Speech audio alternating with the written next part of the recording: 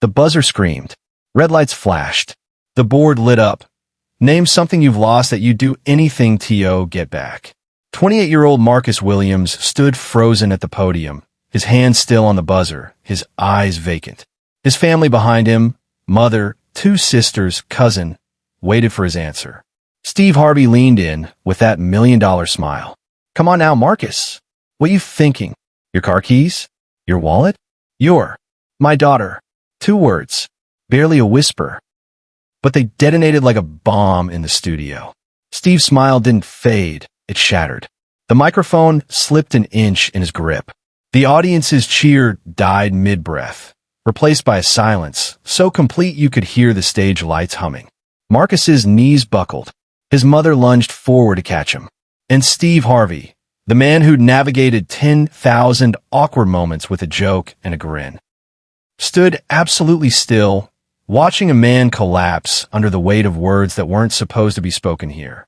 No one in that room understood yet that those 2 words weren't just grief. They were a confession. 72 hours before that moment, the Williams family had won their spot on Family Feud through a church raffle. Marcus's mother, Dorothy, had been entering for 6 years straight. Ever since her son came home from Afghanistan with shrapnel scars and night terrors that made sleep a luxury. Marcus was good at pretending, good at smiling for his sisters, good at showing up to family dinners and laughing at the right moments. But Dorothy knew. Mothers always know. What Dorothy didn't know, what nobody knew except Marcus, was that 18 months ago his ex-wife had vanished with their 4-year-old daughter, Lily. No forwarding address. No court battle. Just gone. One day he was a weekend dad reading bedtime stories. The next, he was staring at an empty car seat and unanswered texts. The lawyers said without more money, without an address, without cooperation from law enforcement across state lines, he was stuck. The system had swallowed his child whole. Marcus had kept it quiet, buried it, wore the mask. Because what do you say? I lost my daughter, and nobody's looking for her. People don't know how to hold that kind of grief. But masks crack under stage lights. This is the story of the day Steve Harvey stopped being a host and became a human being. And what happened in the next 8 minutes would change how America sees both grief and grace. The Williams family was electric. Dorothy nailed pizza for things people eat cold. Marcus's sister Tanya got the audience roaring with your EX for things you pretend not to see at the grocery store. They were winning.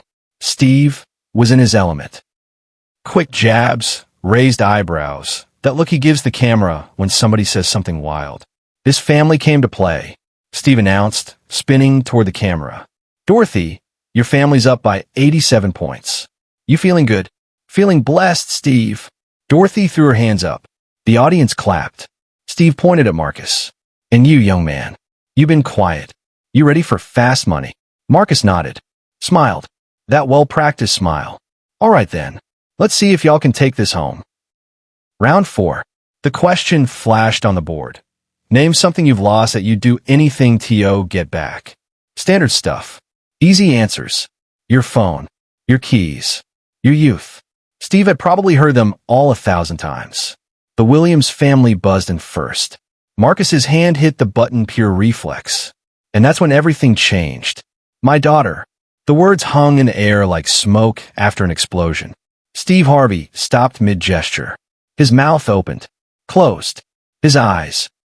Those eyes that had seen everything, laughed at everything, went soft and sharp at the same time. Marcus swayed. His mother grabbed his elbow. Behind the podium, you could see it the moment a man's armor disintegrates on national television. I'm sorry, Marcus whispered. I'm sorry, I didn't mean to. No. Steve's voice cut through. Not loud. Firm. No, don't apologize. The producer's voice crackled in Steve's earpiece. Steve, we need to move. Get to commercial. Now. Steve had broken every rule of television before. But this time, the rule he couldn't follow was pretending this didn't matter. He reached up and pulled the earpiece out. Just yanked it free and let it dangle against his collar. The audience gasped. Steve stopped mid-joke. The entire studio froze. Marcus. Steve walked away from his mark, the taped X on the floor where hosts are supposed to stand. He walked straight to the podium. "Marcus, look at me, son." Marcus couldn't. His head was down, shoulders shaking. Steve Harvey did something then that no game show host had ever done in 40 years of Family Feud history. He set the microphone down on the podium. He took off his suit jacket, the purple one, custom-tailored, probably worth more than Marcus's car, and he draped it over Marcus's shoulders. "You're cold," Steve said quietly. "I can see you shaking." "Here." The cameras were still rolling. The producers were screaming into dead earpieces. And Steve Harvey wrapped his arms around a stranger and held him while he broke. For 43 seconds, nobody moved. The Williams family stood frozen at their podium. The opposing family, the Johnsons, a crew from Detroit who'd been trash-talking all episode, stood at theirs silent. The audience didn't know whether to clap or cry or look away. Steve held Marcus until the shaking stopped. Then he pulled back, hands on Marcus's shoulders, and looked him dead in the eye. For a moment, it felt like the storm had passed. The audience exhaled. The producers thought they could still save the show. The lights stayed bright. The game board still glowed. And everyone assumed Steve would put the jacket back on, and the show would move on. But Steve didn't reach for his jacket. "How long?" Steve asked. 18 months. Marcus's voice cracked. "She just took her. I don't even know what state they're in." "You got lawyers?" "Can't afford." "That's done. That's handled." Steve turned to the camera. Not to the audience. To the camera. "Somebody give me a producer. Right now." Behind the scenes, Steve made a decision that defied every producer's expectation. A woman in a headset appeared at the edge of the stage, frantic. Steve waved her over. "I want contact information for every family law attorney in our network. I want the name of a private investigator. And I want Marcus's story told, really told, when this airs. Not edited. Not cleaned up. Exactly as it happened." "Steve, we can't just..." "Yes, we can." Steve's voice wasn't angry. It was absolute. "This man came here to play a game. But life showed up instead. And we're going to show up for him." The woman nodded and disappeared. Steve turned back to Marcus. "You got a picture of your daughter?" Marcus fumbled for his phone. His hand was shaking so badly he almost dropped it. Steve steadied his wrist, and together they pulled up a photo. A little girl with pigtails and a gap-toothed smile, holding a stuffed elephant. Steve stared at that photo for a long time. "Lily," Marcus whispered. "Her name's Lily." Steve nodded. Then he did something nobody expected. He took the phone and walked it over to the opposing family's podium. "Johnson family," Steve said. "This is Lily. She's 4 years old. She's been missing from her father's life for 18 months. I want you to look at her face." The Johnsons looked. The youngest daughter, maybe 16, started crying immediately. Steve walked the phone to the audience. "Front row. Second row. Third." He showed Lily's face to every person within reach. "This is why we're here," Steve said. His voice filled the studio.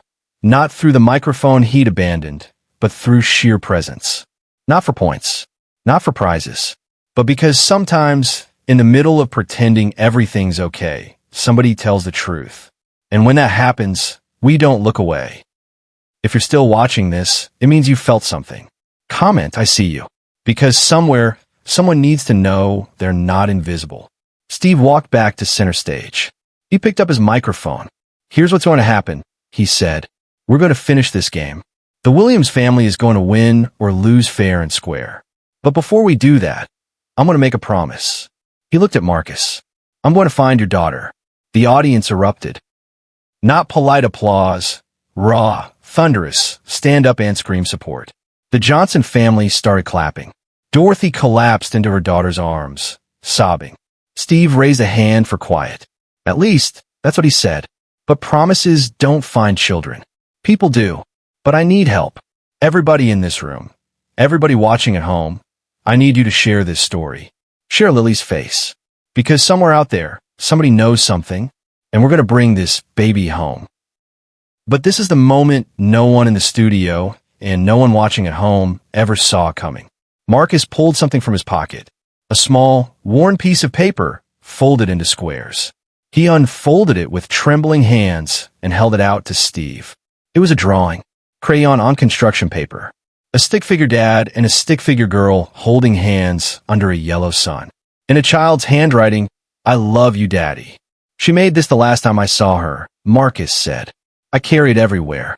I thought if I kept it close, maybe she'd feel me thinking about her." Steve Harvey, comedian, host, man who'd built a career on never showing weakness, took that piece of paper like it was made of glass. He looked at it, really looked, and then he cried. Not a single tear, not a camera-ready moment. He cried the way fathers cry when they imagine losing their children, shoulders shaking, face in his hands, microphone forgotten at his feet. The studio went silent again. But this silence was different, sacred. Dorothy Williams walked across the stage. She put her hand on Steve's back and stood with him. Then Tanya joined, then the sisters, then the cousin, and then the Johnson family left their podium and crossed the stage too. 10 people, 2 families, strangers 5 minutes ago, now circled around a man holding a crayon drawing and a host who'd stopped hosting. When Steve finally looked up, his eyes were red but clear. "We're going to finish this game," he said, "because Marcus came here to win, and he's going to get that chance." They played. The Williams family answered the final question. They won $20,000. The confetti fell. The lights flashed. But nobody was celebrating a game show victory. They were celebrating something bigger. After the cameras stopped rolling, Steve pulled Marcus aside. He reached into his wallet and pulled out a business card. "This is my personal attorney," Steve said. "You call him tomorrow. He's expecting you. Everything's handled." "Steve, I can't." "You're not." "I am." Steve put the card in Marcus's hand and closed his fingers around it. "And I'm giving you something else." He took off his watch, a Rolex, gleaming gold, and held it up. "My father gave me this watch when I got my first real job. He told me, time is the only thing you can't buy back. You've lost 18 months of time with your daughter. I can give you that back, but I can give you a reminder that every second counts. You wear this, and when you find Lily, not if, when you look at this watch and remember that time isn't finished with you yet." Steve fastened the watch onto Marcus's wrist. Marcus stared at it, then at Steve. Then he did the only thing he could do. He hugged him. The episode aired 3 weeks later. Unedited. All 8 minutes of Steve stopping the show, removing his earpiece, wrapping Marcus in his jacket. Within 24 hours, #FindLily was trending worldwide. Within 48 hours, a woman in Oregon recognized Lily's photo at a grocery store. Within 72 hours, Marcus Williams was reunited with his daughter. The footage of that reunion, shot on a phone camera in a parking lot outside Portland, shows Marcus dropping to his knees, Lily running into his arms. Lily didn't say a word. She just pressed her forehead into her father's chest, like she was checking if his heartbeat was real. And on Marcus's wrist, clearly visible in every frame, Steve Harvey's gold Rolex catching the sunlight. Steve Harvey never mentioned it on air, never bragged, never leveraged it for publicity. But people noticed, the internet noticed, and something shifted. Family Feud's ratings doubled. But more than that, the show became a place where people felt safe telling the truth. Other contestants started sharing their stories. Not for sympathy, but because Steve had shown them that truth matters more than entertainment. Steve later said in an interview, "I've told 10,000 jokes. But that day, I didn't need to be funny. I needed to be present. And sometimes being present means putting down a microphone and picking up a person." The purple jacket Steve gave Marcus that day, Marcus framed it. It hangs in Lily's bedroom now, next to the crayon drawing of the stick-figure dad and daughter. And the watch? Marcus tried to return it. Steve refused. "That watch is yours now," Steve told him, "because you reminded me what time is really for. Not for counting down to commercial breaks. For counting down to the moments that matter." Share and subscribe. Make sure this story is never forgotten. Because somewhere right now, someone is pretending they're okay. Someone is carrying a pain they think they have to hide. And they need to know what Steve Harvey proved that day. Sometimes the bravest thing you can do is stop performing and start being present. That's not entertainment. That's leadership. That's legacy. That's love. Steve Harvey stops Family Feud mid-game after contestant's heartbreaking answer shocks the studio. What happens next will leave you speechless. When 28-year-old Marcus Williams buzzes in with an answer that wasn't about a game, Steve Harvey makes a decision that defies every rule of television. He removes his earpiece, stops the show, and does something no host has ever done. This is the story of the day entertainment stopped and humanity took over, and how one purple jacket, one Rolex watch, and one crayon drawing changed everything. What you'll discover: the moment Steve Harvey broke protocol on live television. Why a contestant's two-word answer stopped the entire studio. How Steve personally helped reunite a father with his missing daughter. The symbolic gift Steve gave that's now framed in a child's bedroom. Why Family Feud became more than a game show after this episode. The lasting impact of choosing humanity over entertainment. Key moments: 0 minutes 30 seconds, the answer that changed everything. For minutes 30 seconds, Steve removes his earpiece and abandons his mark. 6 minutes 45 seconds, the purple jacket moment that broke the internet. 9 minutes 30 seconds, Steve's promise that mobilized millions. 11 minutes 45 seconds, the crayon drawing that made Steve Harvey cry. 14 minutes, the reunion that proved time isn't finished with us yet. This isn't just a game show moment. It's a masterclass in leadership, compassion, and what it means to show up for another human being when it matters most. Steve Harvey didn't just host a show that day. He rewrote what it means to be present.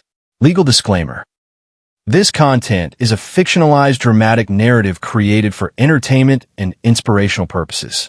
While inspired by Steve Harvey's genuine, compassionate approach to hosting, the specific events, characters, and details depicted are fictional creations and should not be interpreted as factual reporting of real events. A wide-angle, photorealistic shot of a brightly lit Family Feud studio stage during an emotional moment. Center frame: Steve Harvey in a purple suit without his jacket, standing close to a young African-American man in his late 20s at the game show podium, Steve's jacket draped over the contestant's shoulders. Steve has one hand on the man's shoulder in a comforting gesture. The contestant is visibly emotional, head slightly bowed. Background: the iconic blue and red Family Feud game board glowing behind them. Two family podiums visible on either side with family members standing and watching the emotional exchange, some with hands over their hearts.